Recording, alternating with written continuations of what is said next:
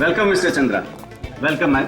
आप लोग अगर इस एग्जीबिशन में नहीं आते तो मुझे बिल्कुल अच्छा नहीं लगता। भला क्यों नहीं आते मिस्टर विमल? इनफैक्ट हर साल हमें आपके पेंटिंग एग्जीबिशन का इंतजार रहता है। Thank you so much.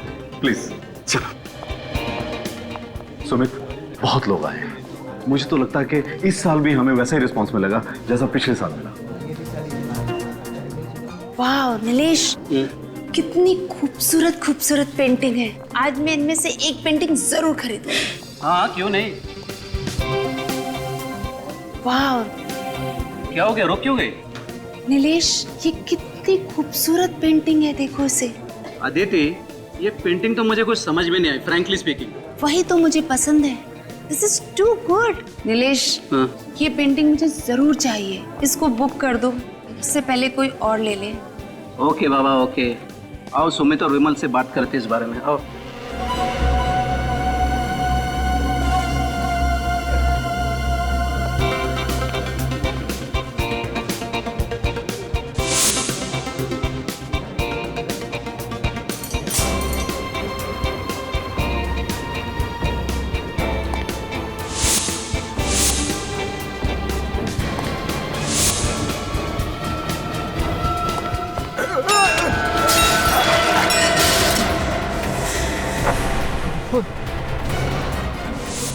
अरे इसे पोज देता हूँ जल्दी।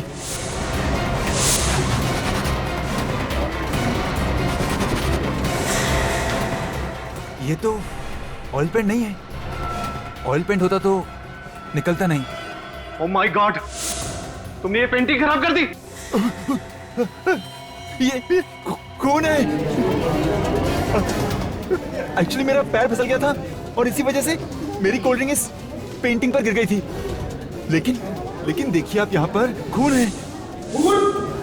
एक तो तुमने पेंटिंग खराब कर दी, ऊपर से बकवास कर रहे हो। अरे मैं सच कह रहा हूँ, विश्वास कीजिए आप मेरा। ऐसा कीजिए, आप खुद देख लीजिए। यहाँ देखिए, ये यहाँ पर।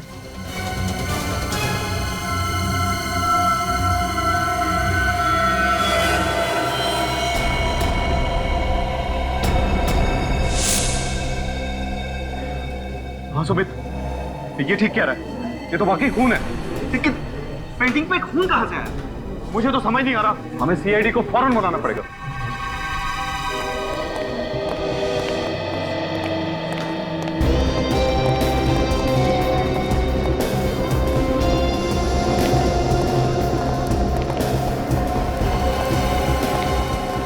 सुमित। जी सर, मैंने ही आपको फोन किया था। सर यही है वो पेंटिंग जिस पर हमें खून मिला। अच्छा, ये है वो पेंटिंग। जी सर।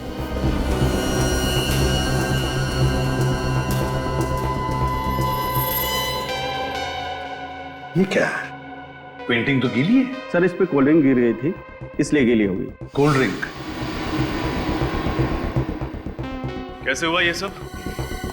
सबसे पहले किसको पता चला कि पेंटिंग पर खून है? सर मैंने देखा था। एक्चुअली मेरे हाथ से ही कोल्ड ड्रिंक पेंटिंग पर गिर गई थी। मैं हड़बड़ाहट में इसे साफ करने गया तो पता चला कि ऑयल पेंट नहीं, खून है। सुमित, ये पेंटिंग का एग्जीबिशन तुमने ही ऑर्गेनाइज किया है? सर हम दोनों ने। ये विमल है मेरे बिजनेस पार्टनर। हर साल हम लोग ये एग्जीबिशन ऑर्गेनाइज करते हैं। कितने सालों से बिजनेस का पार्टनरशिप है आपकी? सर 3 साल की। 3 साल की बिजनेस पार्टनरशिप है। अच्छा। सब बाकी सारी पेंटिंग्स पर पेंटर का नाम और उस पेंटिंग का दाम भी लिखा है, पर इस पेंटिंग पर ऐसा कुछ भी नहीं लिखा। पेंटिंग्स को एग्जीबिशन में डिस्प्ले करने से पहले आपने अच्छी तरह से जांच नहीं की? क्यों जांच नहीं की? क्यों नहीं की जांच? जब इतने बड़े एग्जीबिशन में सेलिब्रिटीज आने वाले थे, वीआईपीज आने वाले थे, हैं? इतनी लापरवाही? सर हमने खुद एक एक पेंटिंग चेक की थी। यहाँ पे जितनी भी पेंटिंग चल गई हैं, उन आर्टिस्ट की लिस्ट है हमारे पास। हाँ सर, हमने 40 पेंटिंग्स मंगवाई थी और सारी पेंटिंग्स अच्छे से जांच परख करने के बाद ही मेरे स्टाफ ने गोडाउन में रखी थी। हाँ, लेकिन ये वाली जो पेंटिंग है ये उसमें नहीं थी सर। रजत, जरूर पेंटिंग की अदला बदली हुई है।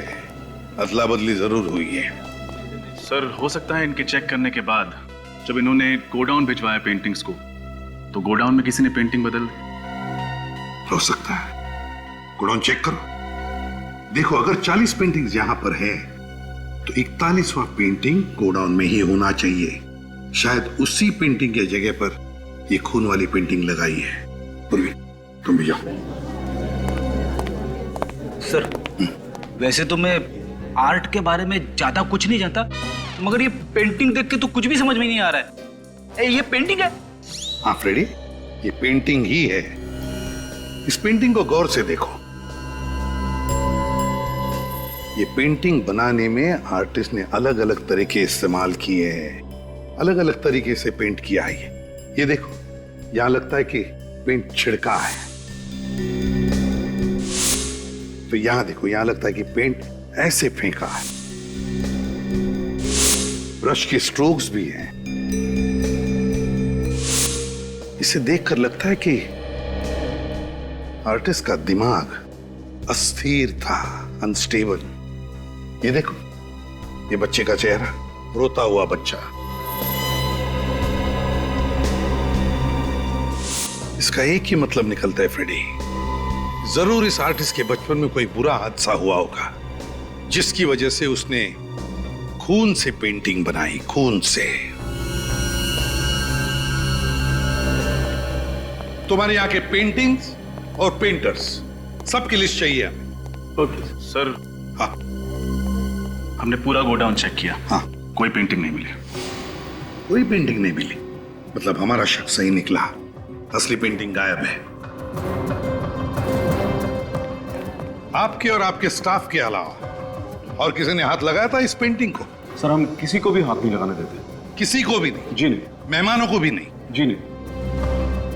काम करो, विमल और सुमित और उनके पूरे स्टाफ मेंबर्स, सबके उंगलियों के निशान ले लो। उंगलियों के निशान? वो किस लिए सर? फ्रेडी, जिसने भी ये पेंटिंग यहां पर लगाई होगी, उसकी उंगलियों के निशान तो आए ही होंगे इस पर, है ना? तो बस वो उंगलियों के निशान बाकी सारे लोगों की उंगलियों के निशान के साथ मैच करके देखेंगे, पता चल जाएगा। इसे फोरेंसिक लैब भेज दो। हाँ, चलो। और जैसे ही कुछ पता चले हम आपको बता देंगे।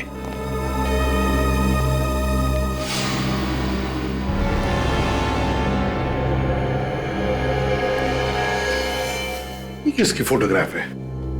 सर, ये मेरा परिवार है। ये मेरी पत्नी और बच्चे।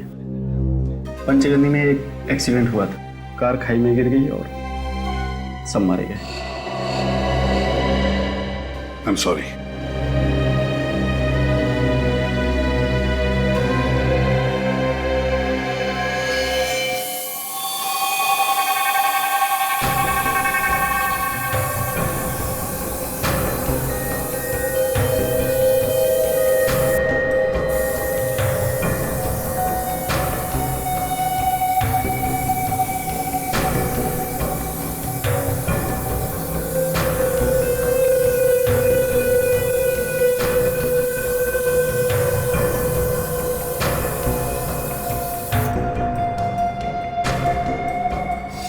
देखा बस, इसका मतलब वाकई ये पूरी की पूरी पेंटिंग खून से बनी हुई है, इंसान के खून से।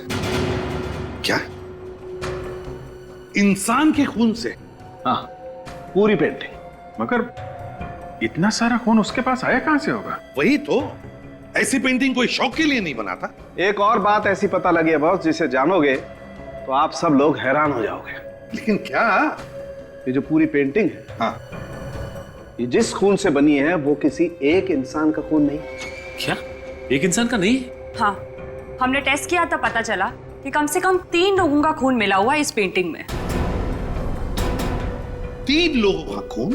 हाँ बॉस, 3 अलग अलग ब्लड ग्रुप का खून है इस पेंटिंग में। My God. एक और बात यार साउंड के, तू सारी बातें एक साथ क्यों नहीं बताता? बताता। जो खून इस पेंटिंग में मिला है, उन तीनों खून में ड्रग थी। तीनों के ब्लड सैंपल में ड्रग मिला? कौन सा ड्रग साउंड के? एक कंपाउंड है जिसे कैमोबेल कहते हैं। कैमोबेल? अब ये कैमोबेल क्या चीज है? ये कैमोबेल अगर दिन में 2 बार लिया जाए तो 24 घंटे तक भूख नहीं लगती। और इस कैमोबेल का इस्तेमाल किस लिए किया जाता है? जिन लोगों को कम से कम समय में अपना ज्यादा से ज्यादा वजन घटाना होता है, वो लोग इस दवाई को लेते हैं। लेकिन ये दवाई आसानी से नहीं मिलती है। बहुत ही गिने चुने मेडिकल स्टोर पे दवाई मिलती है, वो भी डॉक्टर के प्रिस्क्राइब करने के बाद। ऐसा क्यों सर?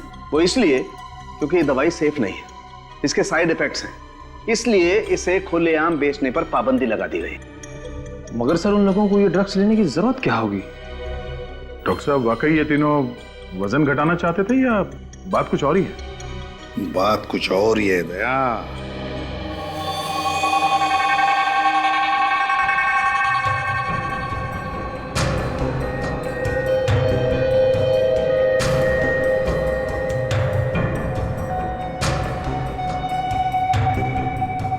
खून भरी पेंटिंग, समझ में नहीं आता क्या चल रहा था उस पेंटर के दिमाग में।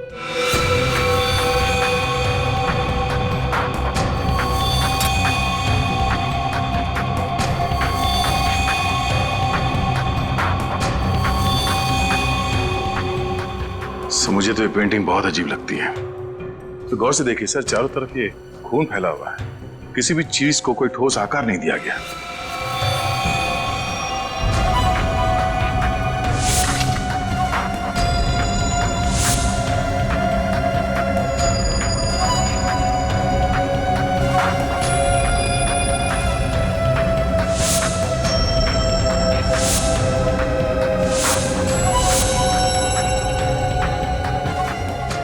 ये काम तो किसी नौसिखिया का ही लगता है।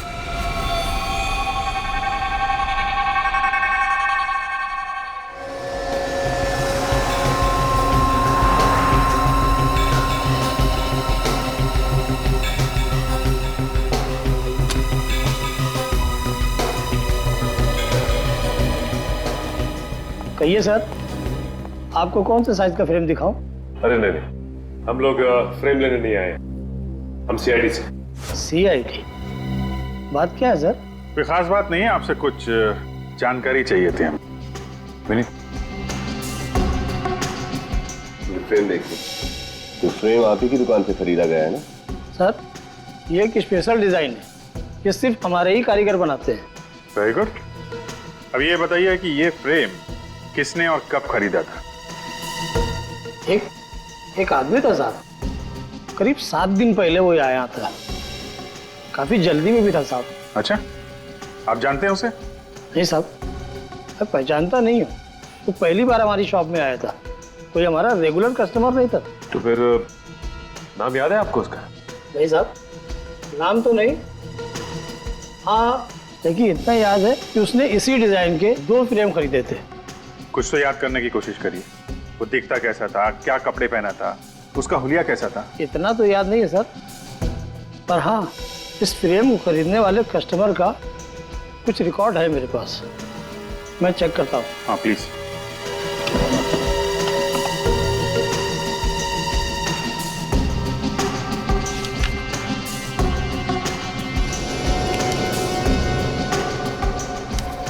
ये मिल गया सर, ये उस फ्रेम के बिल की कॉपी है। रितेश, सिर्फ नाम लिखा, एड्रेस क्यों नहीं लिखा? साहब, उसने कहा था कि फ्रेम तैयार हो जाने पर मैं उसको फोन कर दूं, वो खुद आकर यहाँ से फ्रेम ले जाएगा। तो फिर आपने उसका नंबर तो लिखा होगा ना कहीं पे? जी हाँ साहब, उसी बिल के पीछे है ना। अच्छा, ये उसी का नंबर है? ये उसी का। Thank you. अब पता चल जाएगा ये रितेश है कौन, जो खून से पेंटिंग बना रहा है।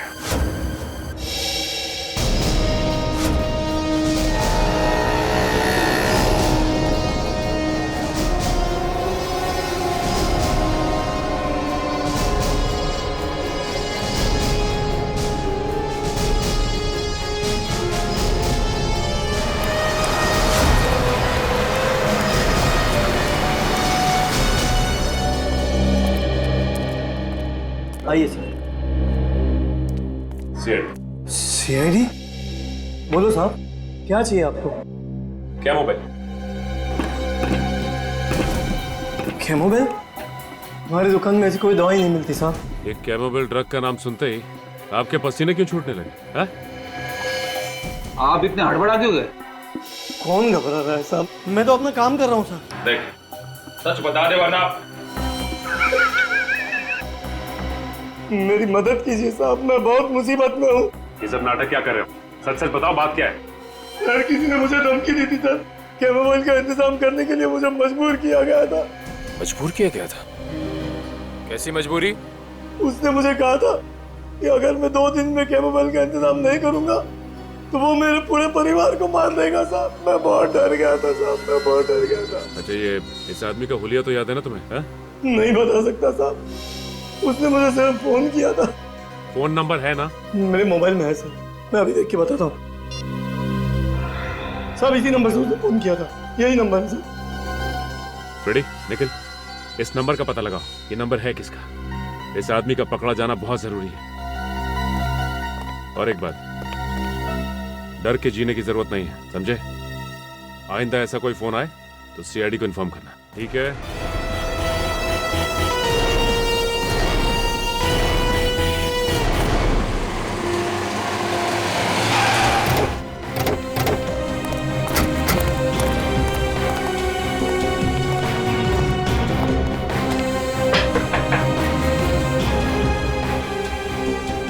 सर, लगता है कि अंदर कोई नहीं है। हमारे आने से पहले ही ये रितेश फरार हो गया लगता है। तोड़ दो दरवाजा। सर, दरवाजा तो खुला हुआ है। अंदर चलो।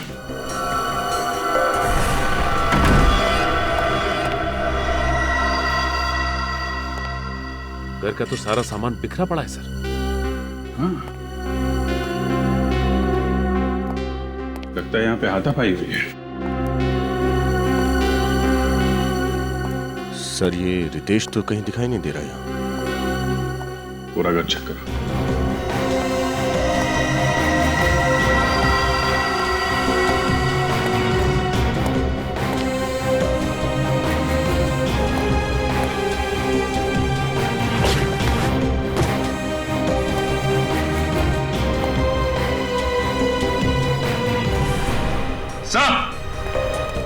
हाँ सर।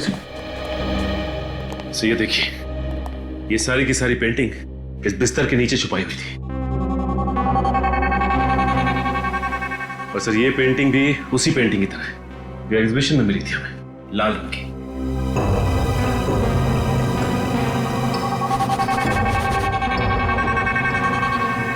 खून?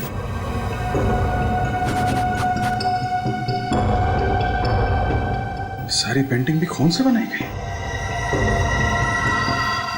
सर, लगता है कि रितेश ये सारी पेंटिंग्स बना रहा है। पानी की आवाज?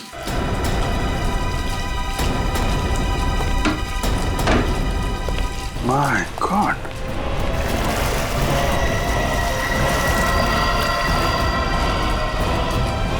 ये तो मर चुका है। इसे कहीं देखा लग रहा है। ये आदमी तो वहां एग्जीबिशन में था ना, वॉलंटियर।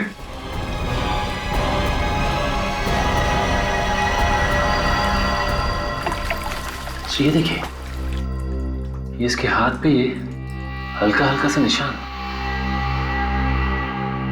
सर, हम तो सोच रहे थे कि सब कुछ इस रितेश ने किया है, लेकिन इसे भी किसी ने मार दिया।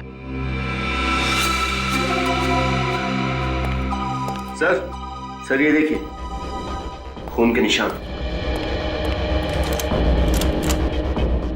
सर, हो सकता है कि रितेश की हाथापाई हुई हो कातिल के साथ, और हाथापाई के दौरान उसका खून यहाँ पे लग गया हो।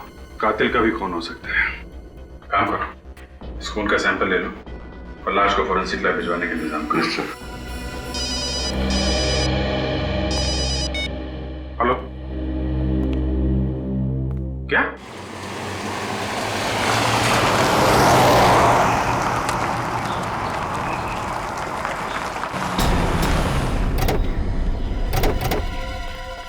तब मैंने आप लोगों को फोन किया था, तब मैंने वो लाश देखी। बहुत भयानक लग रही है लाश। लाश कहाँ? वहाँ है साहब, वो देखो। एक मिनट, आप यहीं रुकिए।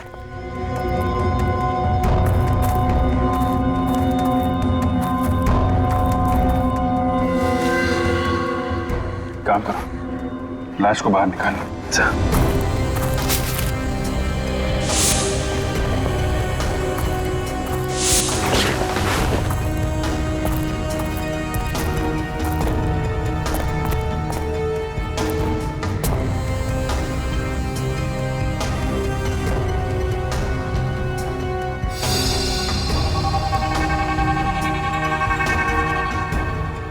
सर सच में ये लाश तो बहुत बुरी कंडीशन है।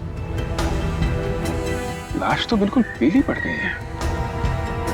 सर इसकी हालत देख के लगता है जैसे इसने काफी दिनों से कुछ खाया पिया नहीं था।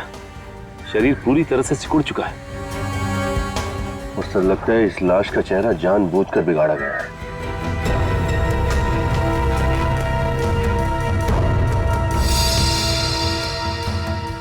ये देखिए सर, इसके हाथ पे ये छोटे छोटे निशान हैं। लेकिन सर ये निशान है किस चीज के?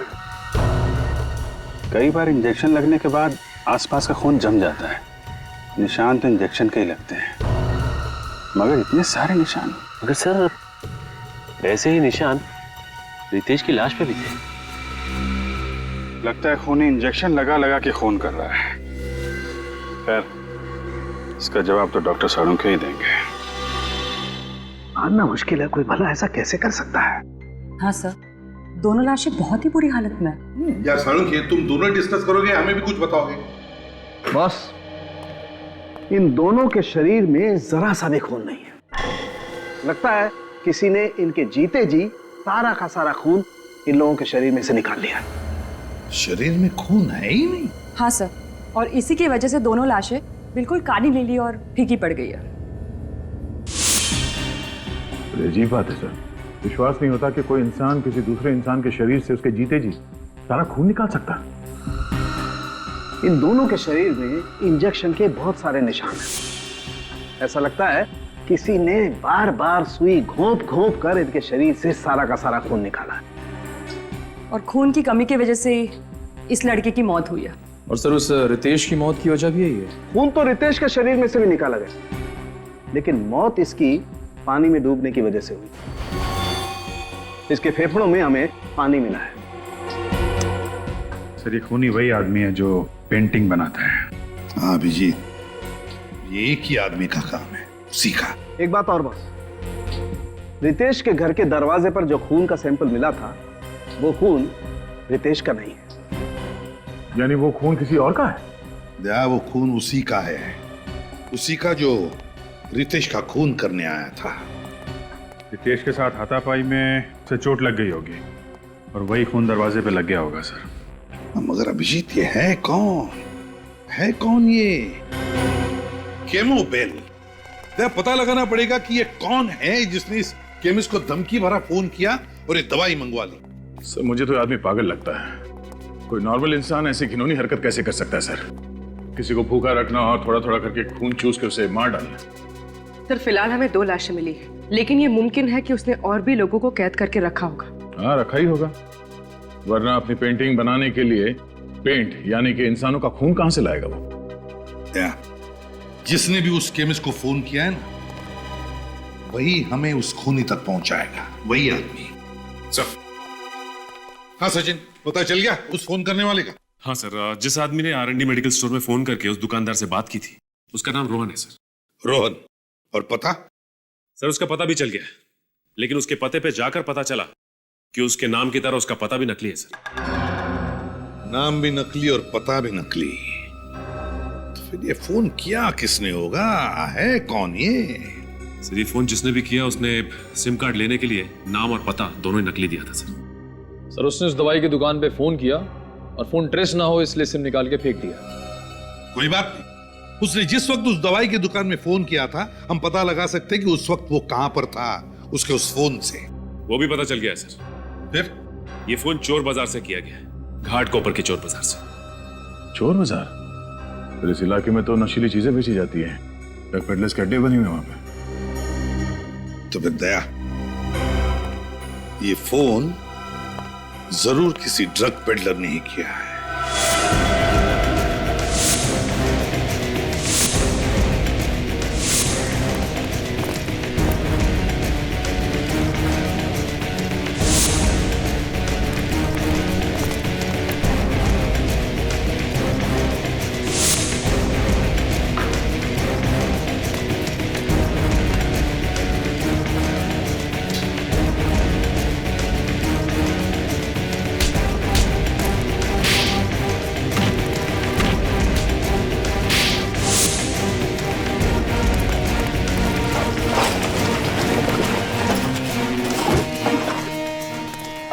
ये ले, और सुन, किसी को बताने की जरूरत नहीं कि कहाँ से माल मिला। नहीं नहीं साहब, नहीं बोलिए। चल निकल।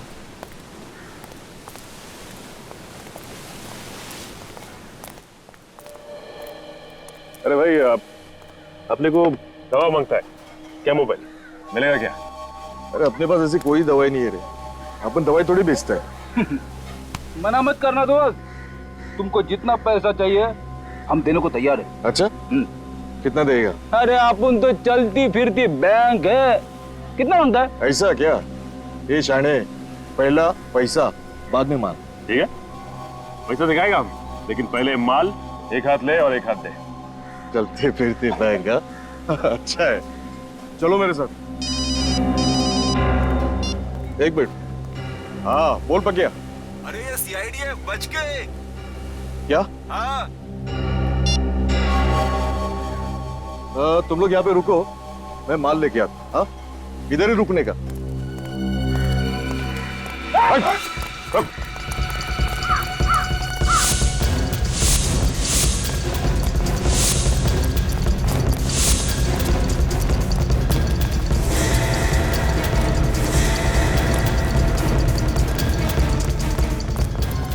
भागता किधर है?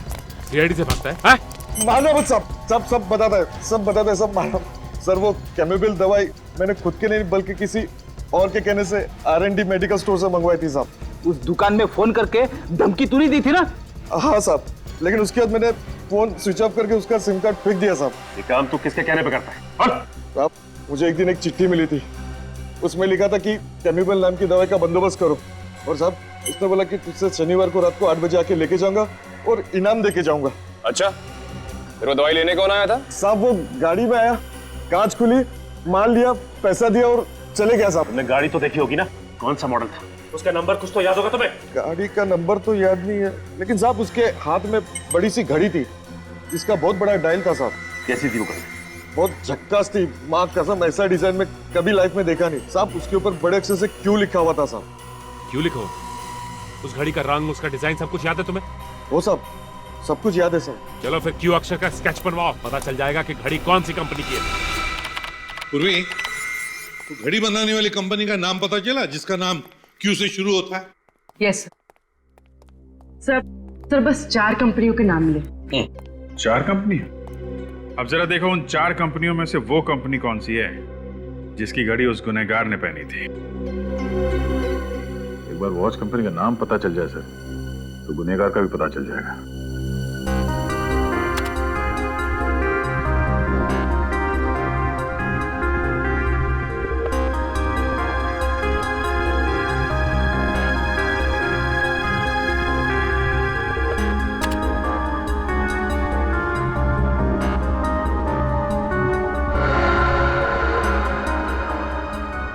सब तो ये डिजाइन बिल्कुल इस डिजाइन जैसा है। हाँ सर, ये क्यू का निशान तो बिल्कुल ऐसा ही है जैसा उस ड्रग पैडलर ने कहा था। कंपनी का नाम है क्वीनी। सर ये जर्मन ब्रांड है। अगर इस कंपनी ने हाल ही में अपने देश में ये घड़ियां बेचना शुरू किया है तो फिर इनकी दुकानें, इनके आउटलेट भी कम ही होंगे, है ना? और घड़ी भी काफी महंगी है सर। इतनी महंगी घड़ी है तो फिर सर खरीदने वाले लोग ज्यादा नहीं होंगे। हाँ, इस घड़ी की कंपनी की जितनी भी दुकानें हैं सब पे जाकर पता लगाना पड़ेगा कि किन किन लोगों ने घड़ी खरीदी थी और कब खरीदी थी। सर ये है क्वीनी वॉच कंपनी का ऑथोराइज आउटलेट। ठीक है, चलो अंदर चल के देखते हैं क्या पता चलता है।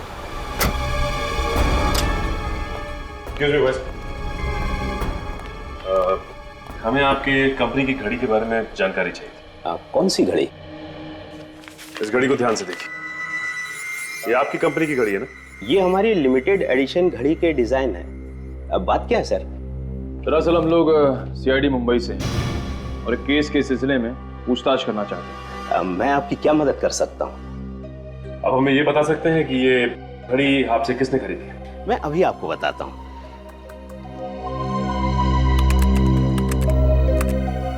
ये रही 6 लोगों की लिस्ट सर। ये शख्स कैसे हो सकता है? ये भला ऐसी साजिश क्यों रचेगा?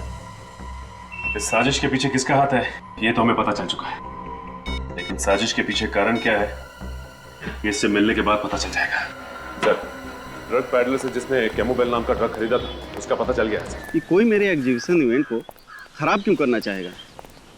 हाँ, वो तो मैं तुमसे बाद में बात करता हूँ। सर, आप लोग कुछ पता चला ये किसकी हरकत है? भोला भाला बनने का नाटक कर रहा है। ये घड़ी पहचानते हैं आप? जी हाँ, 2 महीने पहले खरीदी थी मैंने ऐसी घड़ी। लेकिन आप ऐसा सवाल क्यों पूछ रहे हैं? क्योंकि हमें शक है कि उस खून भरी पेंटिंग में तुम्हारा हाथ है। क्या आप इस खून वाली पेंटिंग का इल्जाम मुझ पे लगा रहे हैं? जी हाँ, आप ही ने वो पेंटिंग बनाई और आप ही ने वो दूसरी पेंटिंग हटाकर खून वाली पेंटिंग एग्जीबिशन में रख दी। मैं भला ऐसा क्यों करूंगा? वो इसलिए कि तुमने सोचा बदनामी से डरकर तुम्हारा पार्टनर विमल अपना पेंटिंग का बिजनेस छोड़ देगा और वो सारा धंधा तुम्हारा हो जाएगा। आप मुझ पे ऐसा इल्जाम नहीं लगा सकते, ये सरासर झूठ है। तो फिर सच सच बताओ, घाटकोपर के ड्रग पेडलर राजू से तुमने कैमोबेल नाम का ड्रग क्यों मंगवाया? कैसा ड्रग? कौन सा ड्रग पेडलर? आप क्या कहना चाहते हो? मेरी कुछ समझ में नहीं आ रहा। और हाँ, ये घड़ी मैंने अपने लिए नहीं खरीदी थी, ये मैंने अपने स्टाफ को गिफ्ट दी थी। खुद को बचाने के लिए अब एक नई कहानी। प्लीज आप मेरा विश्वास कीजिए, ये कोई कहानी नहीं है, सच है। तुम्हारे स्टाफ मेंबर का नाम और पता चाहिए हमें।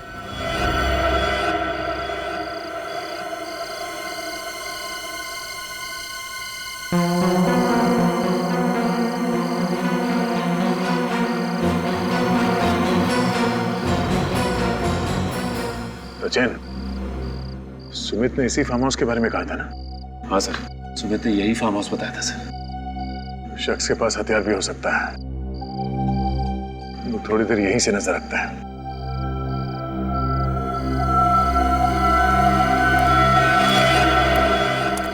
कोई आ रहा है वहां से, पीछे।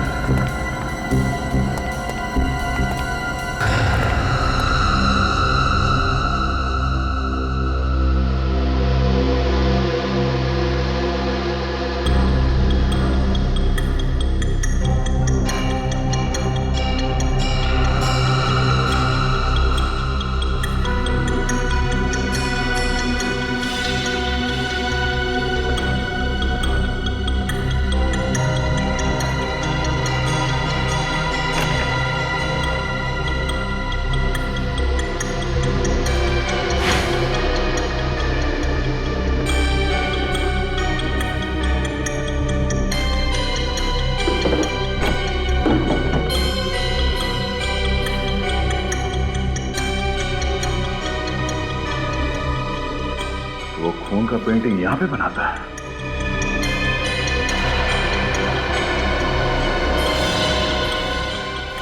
ये क्या? सुमित की पत्नी और बेटा? दूसरा बेटा कहाँ है? जरा हाथ खोलो। ये दोनों तो बेहोश है सर। हाँ?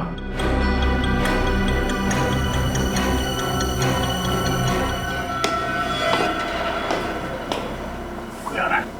चलो, चलो।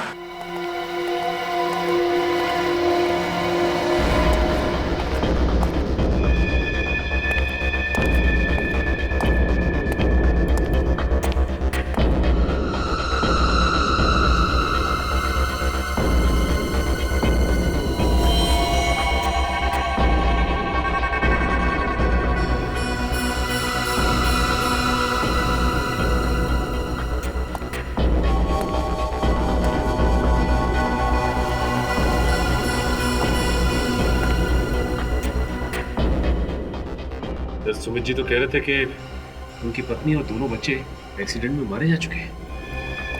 लेकिन सर उन्होंने ये भी तो बताया था कि उनकी लाशें अब तक नहीं मिली हैं। मतलब एक्सीडेंट हुआ ही नहीं था। इस पेंटर ने इन्हें यहाँ पे बंदी बना के रखा है। तो इसका मतलब इस पेंटर ने इन दोनों के शरीर से खून निकालकर उसी से वो पेंटिंग बनाई थी। और फिर इन्हें केमो बेल खिला के जिंदा रखा ताकि ये मर न जाए। हाँ बेटा, तेरा खून निकालो। देख, पेंटिंग बनाने का टाइम हो गया ना, तेरा खून नहीं निकालूंगा तो अपनी पेंटिंग में रंग कैसे भरूंगा? ला।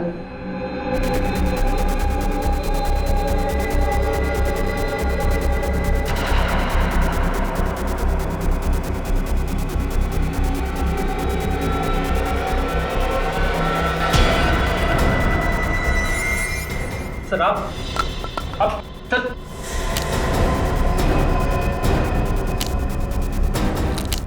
सर मैं आपको सब कुछ सच सच बता दो सर। सर सब कुछ मैंने किया सर। सर सब कुछ मैंने किया सर। मैंने मारा है सर। सर मैं बता दो सर आप। रेडी निकल, जल्दी से खोलो इन्हें, हॉस्पिटल लेके जाओ।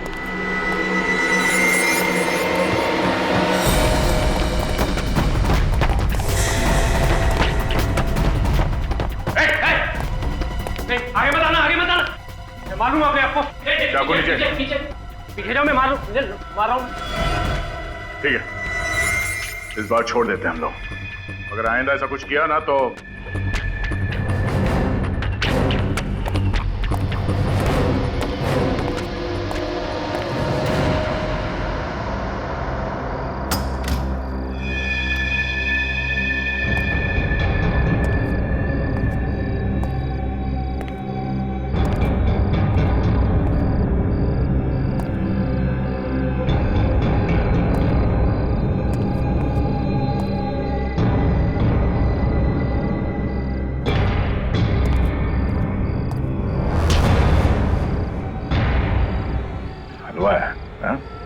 ऐसे ही छोड़ देंगे तुझे?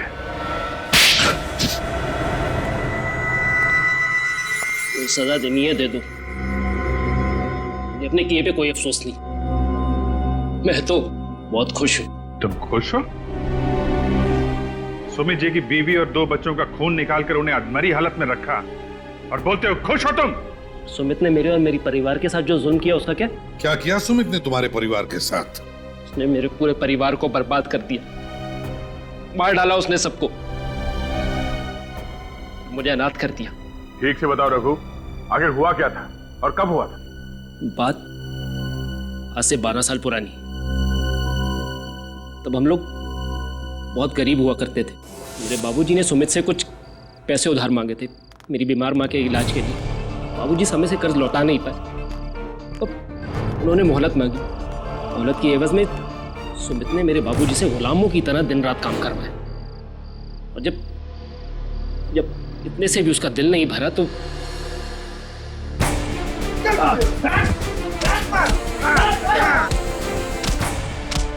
अरे मत मारो, अरे बचाओ, अरे बचाओ,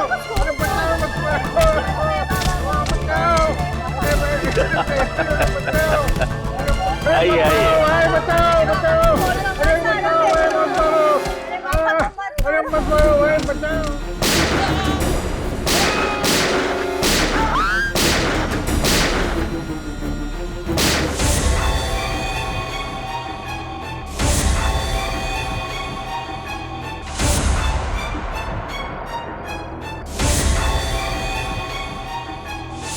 तो इसलिए तुम सुमित जी से बदला लेना चाहते थे?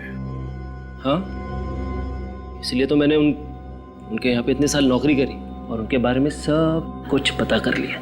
सुमित जी तुम पे भरोसा करते रहे और तुमने उनके भरोसे का फायदा उठाकर उनकी पत्नी और दोनों बच्चों को अगवा कर लिया। हाँ, और उसके बाद मैंने उनको किडनैप कर लिया, उनकी गाड़ी को खाई में धकेल दी।